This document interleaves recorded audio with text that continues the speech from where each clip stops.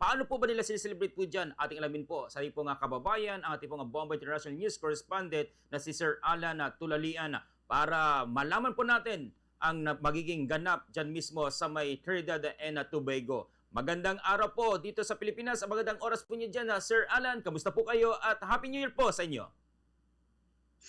Magandang umaga po dyan sa Pilipinas, lalo na dyan sa Dagupan, at magandang gabi po dito sa amin dito sa Trinidad and Tobago, dito sa Caribbean Island.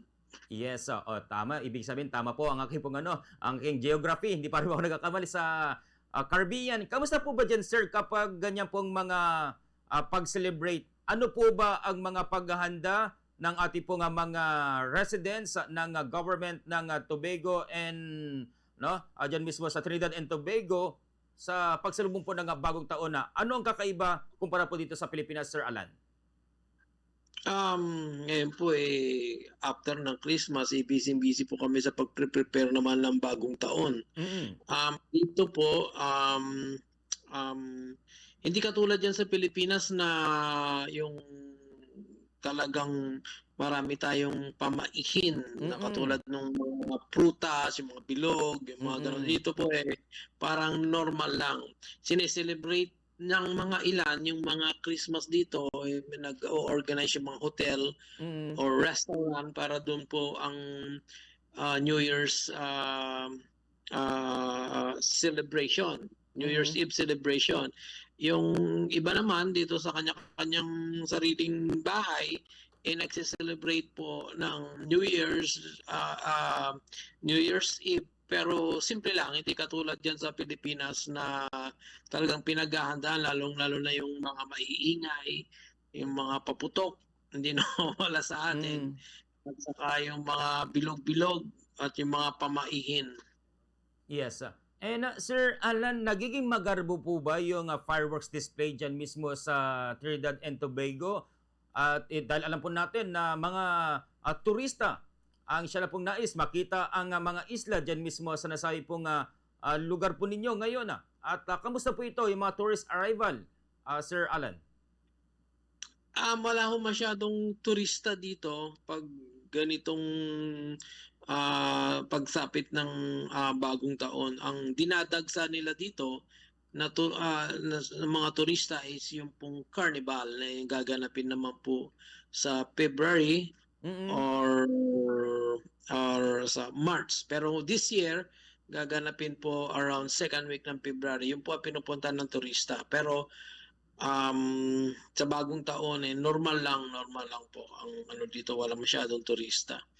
At saka ngayon nga gawa nga ng Venezuela at ng Amerika na nagkakaroon sila ng conflict, medyo bumagsak po ang turista kasi nag-aano sila baka biglang magkagulo. Yes. Madadamay po kami dito sa Trinidad, kaya nag-decline po ang number ng mga turista.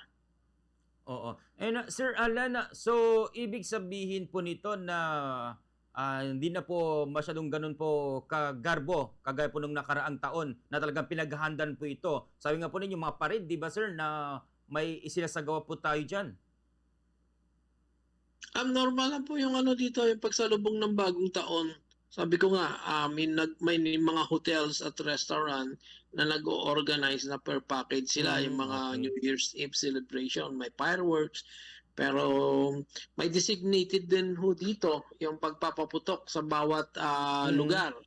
At yung pagbili naman po ng fireworks, nililimitahan nila at may designated din yung may lisensya yung mga nagtitinda. At dito hindi ka basta-basta po pwedeng mag-itcha ng paputok sa yung kalsada. Talagang magagalit po sila at hindi po sila sanay sa ganong sistema. Hindi katulad sa atin dyan na kahit saan pwede mong iagis yung paputok kahit sa maraming tao ata, minsan pinagkakatuwaan pa.